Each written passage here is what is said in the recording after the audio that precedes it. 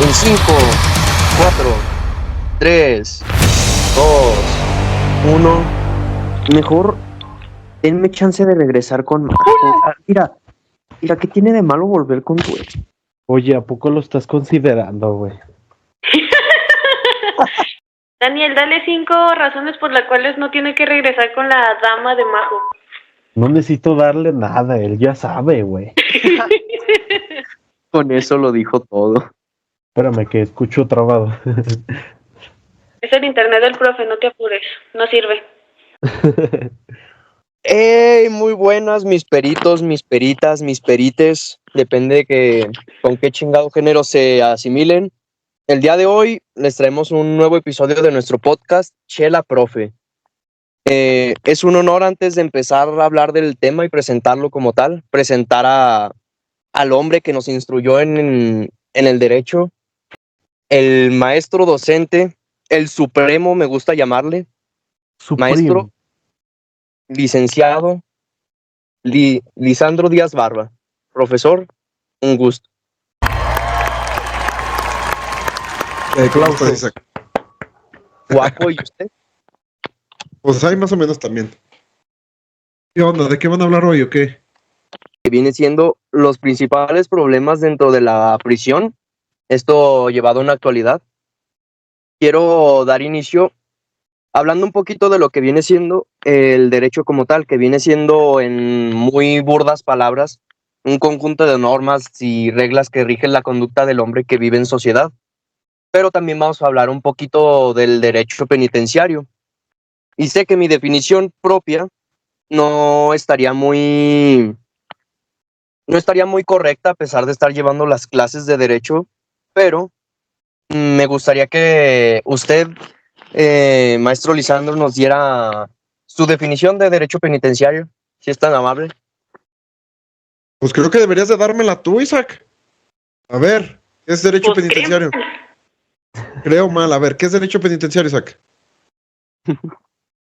Pues para mí es una rama del derecho penal que va enfocada en una ejecución de penas, o sea, en torno a la ejecución de las penas y de tomar las medidas cautelares necesarias.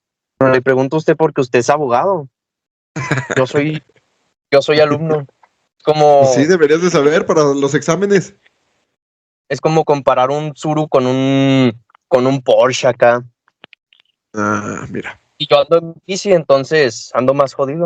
Por eso quiero que nos ilustre. Aparte es para la Acuérdate gente que, como siempre, todo es un conjunto de normas, ¿sale?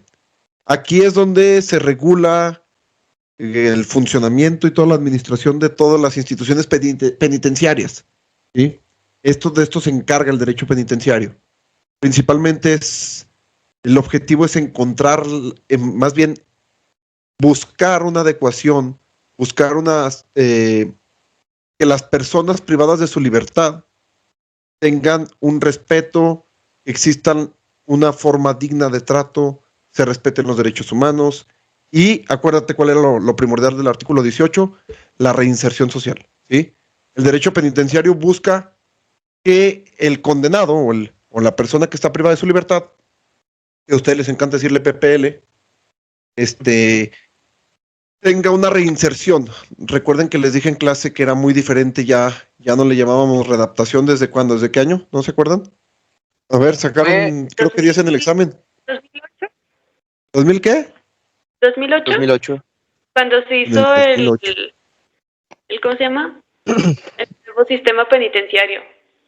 Sí, exactamente. Cuando fue el nuevo sistema penitenciario, no penitenciario, fue la reforma del derecho penal. Y dentro de la reforma del derecho penal entraron adecuaciones al sistema penitenciario. Hubo modificaciones de artículos constitucionales y hubo modificaciones a cómo se les llamaba a las personas que se readaptaban, se le llamaba en ese entonces, a la sociedad. Ahora se reinsertan. Como parte de los principales problemas que hay ahora en las prisiones actuales, está lo llamado presos sin condenas. ¿A qué se refiere ese término? Los presos sin condena son aquellos que son privados de su libertad mientras se está llevando a cabo un juicio, ¿sí? Esas personas que se les dicta prisión preventiva son presos sin condena. Todavía no tienen una condena. ¿Y qué es lo que pasa? Si se les llega a dar una condena, el tiempo que pasaron en prisión les va a contar a los años que tienen que purgar dentro de las prisiones, dentro de los centros penitenciarios. Que aquí un pequeño dato curiosón, sería que casi el 40% de las personas privadas de la libertad en México no cuentan con sentencia. Reveló el Instituto Nacional de Estadística y Geografía, o sea, la INEGI. El INEGI. El INEGI. Sí, sí hay personas No le cambies que el no género. no le escoges el género, ¿verdad? No, quiero que también quede claro, o sea, hay personas que por el tipo de delito que lo encuadra la ley o lo señala. Si es una medida cautelar, es digamos, es un método de prevención para las personas que no estén familiarizadas tanto con el derecho. Es un método de prevención, que se toma o se lleva a cabo durante un proceso judicial, a lo que yo tengo entendido, para, digamos, dejar al imputado cumpliendo de una cierta forma una condena, en lo que se da resolución al caso, lo que se empieza una audiencia. Por dar un ejemplo muy burdo, es como si yo le doy en su madre a Jessica y como medida cautelar me llevan a la prisión preventiva propiamente, en lo que se esclarece el caso, en lo que se lleva a cabo el proceso. Yo voy a estar en prisión mientras Jessica está libre como víctima que es, para ir, digamos, adjuntando pruebas, ir preparando para dar su testimonio. Yo voy a estar haciendo lo mismo, pero desde un centro penitenciario. Claro, vas a llevar tu juicio de una forma recluida o retenido de tu libertad. De eso se trata la medida cautelar, ¿sí? Entonces, esas son las medidas que se implementan.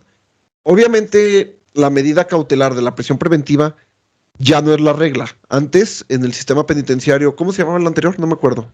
Inquisitivo. Sistema Inquisitivo. Ay, sí, hasta parece que sí aprenden. Ok, en el Claro. sistema penal inquisitivo, Más o menos. parece nomás. En el Nomás. sistema penal inquisitivo, la regla general era la prisión preventiva. Actualmente es una medida cautelar que se debe de utilizar de forma esporádica o rara, ¿sí? No tiene por qué ser la regla. Actualmente se tiene que procurar que las personas estén libres hasta que no se les dicte una sentencia. ¿Qué es lo que pasa si se dicta una sentencia y están recluidos? Y la sentencia sale a favor del imputado que diga que no es culpable, pues no le resarcen el daño. ¿A qué me refiero con esto? Si estaban privados de su libertad, les dicen gracias, bye. Te detuvimos 2-3 años de tu libertad y discúlpanos, la regamos. Ni modo. Ni modo. Ya pasó. Ni modo. Ups. Ya Siempre pasó. está Sí, es lo que pasa. así, ¿no? Como, por ejemplo, cuando hubo esta situación de que unas mujeres indígenas acusaron a soldados de que las habían violado, pero pues ellas fueron las que estuvieron retenidas a final de cuentas. No comprobaron su inocencia hasta años después. Nunca se les dio nada más que una disculpa de parte de nuestro querido gobierno y ya, Dios les ayude. Incluso en un ámbito poquito más internacional, en los 90 hubo un caso en el cual 3 jóvenes fueron acusados de asesinato sin ningún tipo de prueba, simplemente por el hecho de cómo se vestían y la música que escuchaban. Y pasaron 18 años hasta que se esclareciera el caso y el mismo gobierno dijera, ups, ¿nos perdonas? ¿Nos perdonas? ¿Te perdonas? 18 años en la cárcel. Entonces, no solo pasa en nuestro jodido México, sino que se va a ámbitos internacionales, porque eso pasó en un país que se puede denominar de primer mundo. Es muy común. Las situaciones de prisión preventiva, por lo regular, tienen ese tipo de vicios, tienen ese tipo de situaciones, en donde las personas que son recluidas, pues únicamente les dicen, ay, cometimos el error, discúlpanos. Entonces esas situaciones son las que generan descontento y algunos desaciertos a la hora de juzgarse en los tribunales. Incluso se llegan a tener periodos de espera de hasta 20 meses o más, ¿no? ¿Le ha tocado conocer algún caso donde el periodo de espera haya sido, mayor a unos 24 meses? ¿O es más Claro, raro? hay datos de personas que han durado 2, 3, 5 años esperando condena y resulta que al último les dicen, pues discúlpanos, la verdad, no nos dimos cuenta, había datos que no concordaban, por lo tanto cometimos un error. Pero, ¿qué sucede exactamente en ese tiempo de espera? ¿Están en los centros, sus casas? ¿Cuáles serían principalmente los tratos que ellos reciben en esos tiempos? ¿Qué derechos tienen principalmente? Tienen principalmente el derecho de la presunción de inocencia. Recuerden que es el bastión del nuevo sistema penal acusatorio, que es el ser inocente hasta que se te demuestre lo contrario, la presunción de inocencia. Se supone que debe de dársele a todas las personas inculpadas. Sin embargo, algunos delitos ameritan cárcel preventiva o prisión preventiva, dependiendo del delito o dependiendo de la situación donde se observe que puede haber una posible fuga para no llevar a cabo su juicio o su situación en la cual se encuentran. Por lo tanto, se les da una prisión preventiva. ¿Qué es lo que pasa? No todas las personas pasan sus juicios en prisión preventiva. Recordemos que existe algo que se llama amparo. El amparo busca también defender los derechos humanos. Si hay una violación a los derechos humanos, el amparo es el que busca resarcir ese daño, busca que se respeten las garantías o los derechos humanos a su vez de las personas que están imputadas dentro de un juicio. La mayor parte de las personas no pisan la cárcel, procuran que sea una medida muy poco utilizada, muy rara, sin embargo sí se llega a utilizar. Ay, pues pobrecitos, la neta. Pero Pues bueno, ni modo. hablando de otro tema, ¿qué nos puede decir sobre el personal inadecuado que ocupan estos centros penitenciarios? El personal inadecuado. Personal inadecuado hay en todos lados, ¿sí? No nomás en los centros penitenciarios. Hay personas que no cuentan con las capacidades, ni las aptitudes, ni las cualidades necesarias para desempeñar algún cargo, alguna función. Entonces, mucha gente no tiene las bases ni los estudios necesarios para realizar las acciones o las encomiendas o las tareas que se les dicta. Aquí, ¿qué es importante? Es importante que se establezca en la ley, se establezca un servicio profesional de carreras. ¿Qué es esto? Un servicio profesional de carreras garantiza que las personas cumplan con ciertos requisitos y cualidades necesarias para ejercer alguna función o algún cargo. Entonces, primordialmente lo que se tiene que hacer es eso, hacer cumplir el servicio profesional de carreras para evitar alguna situación penosa o alguna situación donde se detecte personal inadecuado que existe en todos lados. Por ejemplo, o sea, no se enfoca solamente en lo que viene siendo las prisiones, como dice que el maestro, está en todos lados, desde la policía vial hasta una mesera en pistones que te haga mala cara o... Órale, puto, cállese a la verga. Sí, hay muchas. Yo daba mis mejores servicios, ¿qué le sucede? Lo mejor que se puede dar con el poco material que me daba, porque pues ese también es otro problema que tienen muy marcados en los centros penitenciarios, ¿no? No se les dan las condiciones adecuadas para trabajar, hablando de elementos, materiales, preparación. Claro, para desempeñar tu cargo, pues vas a necesitar que se te brinden los materiales mínimos, ¿sí? Mínimos para poder ejercer o para poder llevar a cargo tu encargo. Entonces sí tiene que, pues es un trabajo en conjunto. Por ejemplo, Dani y yo estamos hablando la otra vez sobre la cárcel de Topo Chico. ¿Te quieren ir para allá a vivir o qué? Desde el nombre te das cuenta, o sea, es como... Apliquémoslo a un caso de la vida real. ¿Dónde vives tú? Ah, pues vivo en la Zacatecana. Chinga su madre. En Fresnillo, Igual, o sea, vale madre. Fresnillo. Fresnillo. Ah, eres millonario, ¿verdad? No, qué chingado. ¿Sabe? Ey, ¿Sabe? internet. Claro. Es éxito. Pero el punto es que en cuanto escuchas el nombre, sabes que está jodido el lugar. y el penal de Topo Chico no te inspira confianza, y lo peor es que sí se cumple la norma de el nombre y cómo está el lugar. Luego está el tema de que pues uno de cada 3 centros tiene la cuestión del el autogobierno, ¿no? O que pues está gobernado por los mismos cárteles que están hospedados allá adentro. Sí, claro. Sí. Eso también existe dentro de los centros penitenciarios. Hace un tiempo nos llevaron a ver las preparaciones de los policías estatales y pues nos daban un tipo tour de cómo los preparaban, hacían sus, ¿cómo se llama? Sus momentos de prueba de cómo deberían de reaccionar ante tales situaciones y tal cosa, pero pues eso es lo que nosotros nos enseñan, ¿no? Lo que se supone que debiera de ser. ¿A usted le tocó en algún momento conocer de cómo preparaban verdaderamente a los custodios? No, desconozco cómo es la preparación. Sin embargo, reconozco y sé que hay exámenes psicológicos y hay exámenes de oposición para ciertos perfiles, pero desconozco.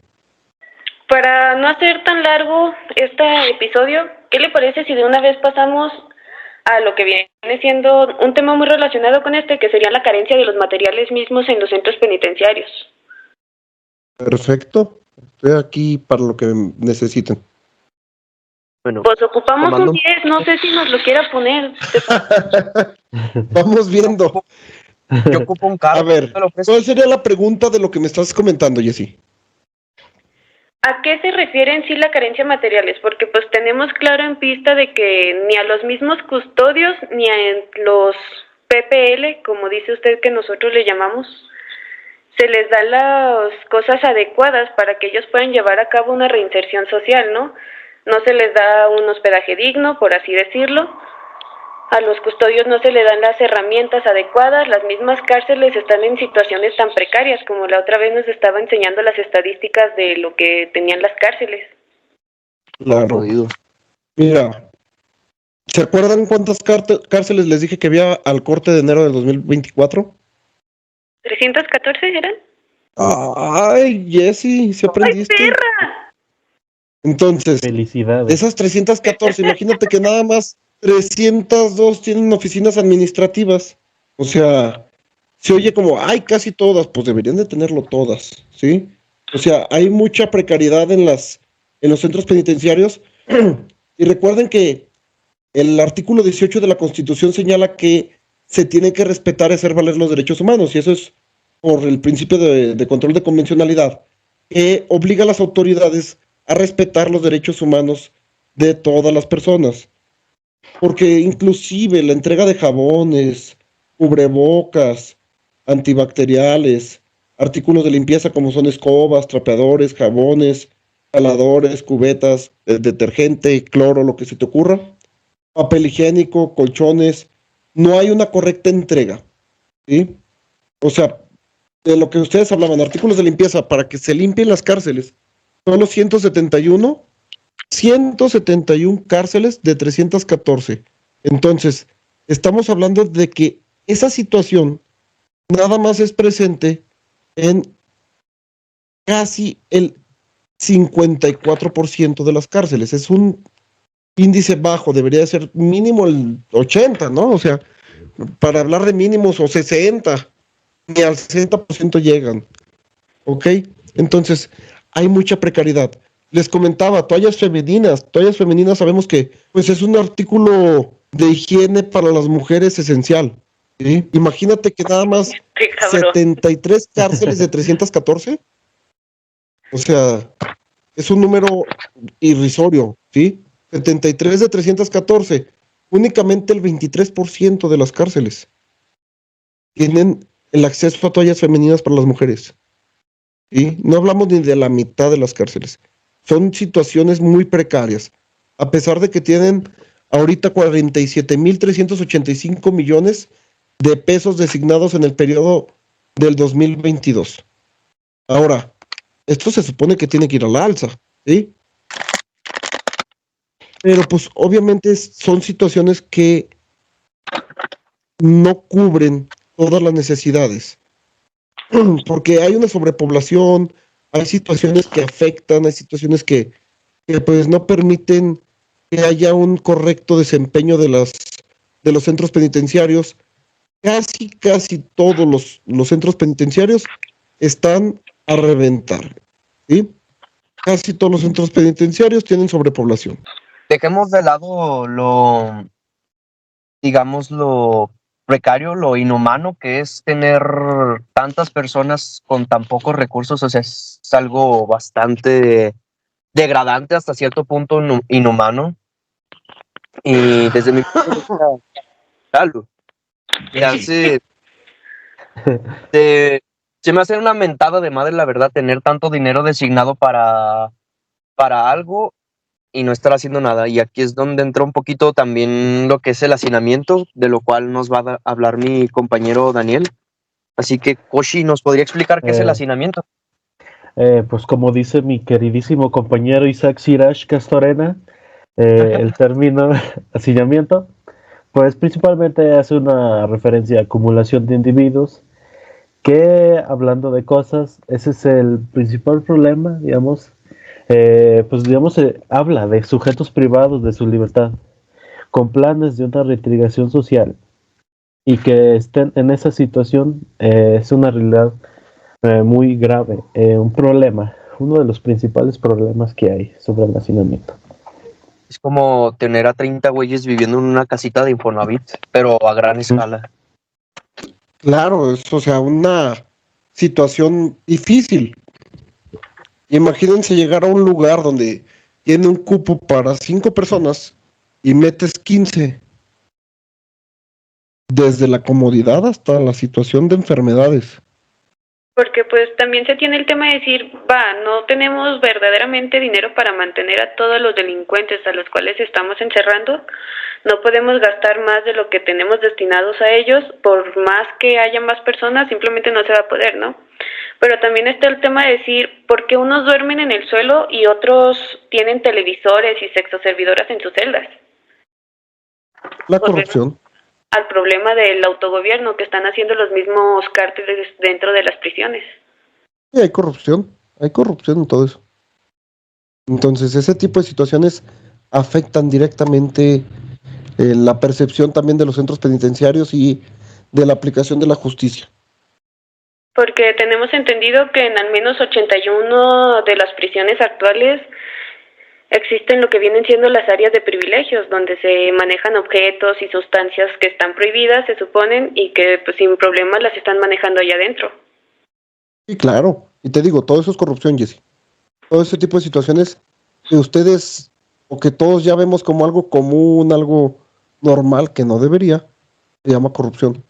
Inclusive, no debería ni siquiera de existir ese tipo de situaciones. Y sin embargo existe pues hay distintos factores. Uno que influye bastante es tanto el poder que tienen los propios PPL dentro del penal, como incluso pues el personal está tan poco capacitado, tan mal pagado, incluso que es como malear un niño. Es simplemente lo vamos a moldear así, tú viste esto, pero no vas a decir nada si te damos cierta cantidad de dinero. Sí, claro. O sea, son situaciones que aquejan al sistema penitenciario mexicano y que afectan directamente la percepción de la ciudadanía acerca del sistema penitenciario. Dejo con una reflexión que para ustedes es importante. ¿Qué tipo de personas creen que deberían integrar el centro penitenciario? ¿Qué tipo de personas deberían de estar a cargo de la reinserción social? Ustedes son criminólogos y criminalistas. Pregúntense. Sí, su campo de trabajo es muy amplio. ¿Ok? Entonces, a partir de cuando ustedes egresen, también es su responsabilidad buscar que la situación que aqueja al país mejore. Y los dejo con el doctor Alejandro Díaz Barba, para que platiquen un poco de las drogas dentro de los centros penitenciarios y la afectación de las drogas a las personas. Muy bien, chavos, los dejo en buenas manos. Alex, me da gusto saludarte. Jessy, Dani, Isaac, suerte. Espero a ver si alcanzan el 10, que no creo. ¿Qué tal? Buenas noches, me presento, soy el doctor Alejandro Díaz. Aquí para responderles cualquier duda que tengan sobre la drogadicción, soy doctor en biología. Por desgracia somos nuevos en esto de los podcasts y olvidamos grabar la bienvenida de nuestro segundo invitado. Pero está bien, la información que nos compartió la guardaremos como un tesoro para nosotros. Tres de las que más frecuentes se consumen y más frecuentes se trafican propiamente dentro de. He sabido de que las drogas más fáciles para su acceso a lo que sería a las cárceles, a los centros penitenciarios, pues serían las de fácil acceso, como cuáles: la marihuana, la nicotina, los cigarros, el alcohol, la cocaína, ¿sí? Entonces yo pienso que esas 4 drogas serían las más fáciles de tener acceso dentro de lo que sería un sistema penitenciario. Ahora, ¿cuál sería la más fácil? Pues los cigarros, la nicotina. Pues sí, principalmente porque según eso el 56.6% de los reclusos afirmó haber consumido sustancias en las 6 horas previas al delito por el cual fueron procesados. ¿De qué otra manera afecta a los PPL en esta situación? ¿De qué forma el propio consumo de las drogas afecta a los PPL durante su condena, durante su pena? ¿De qué manera? Bueno, pues de las personas que se les priva de lo que sería, si ya son adictas y se les priva de lo que sería la sustancia adictiva, estas personas, como ya mencioné, tienen lo que sería el síndrome de abstinencia. El síndrome de abstinencia es una ansiedad y un estrés terrible, ¿sí? O sea, es un malestar que tienen las personas horrible.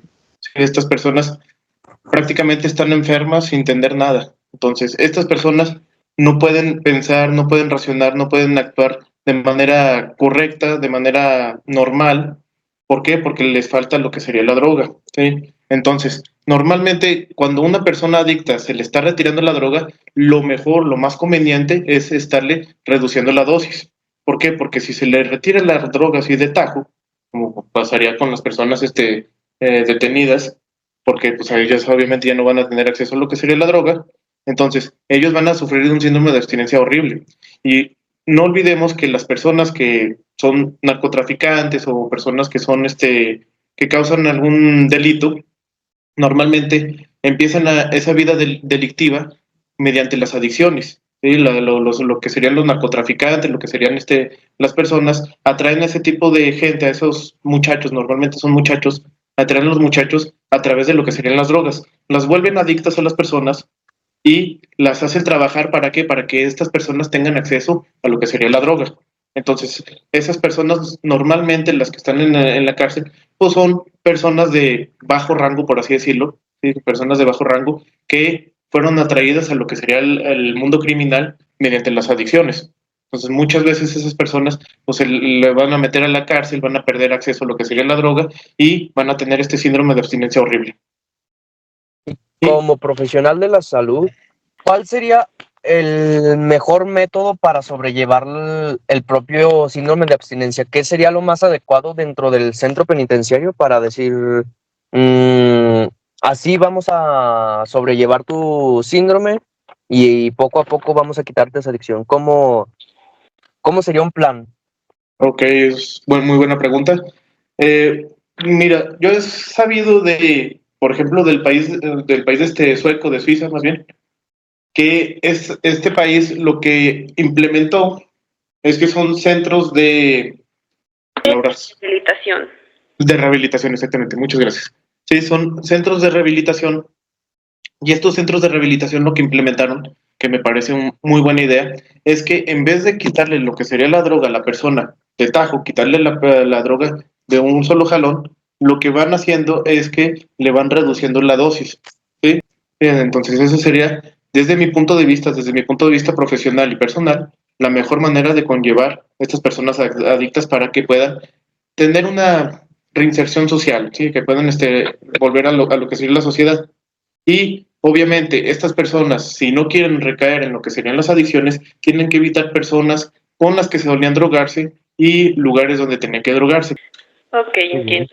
Okay. Bueno, doctor Alex, de igual forma que con el licenciado Lisandro, le agradecemos mucho que el tiempo que nos prestó para ayudarnos con este proyecto.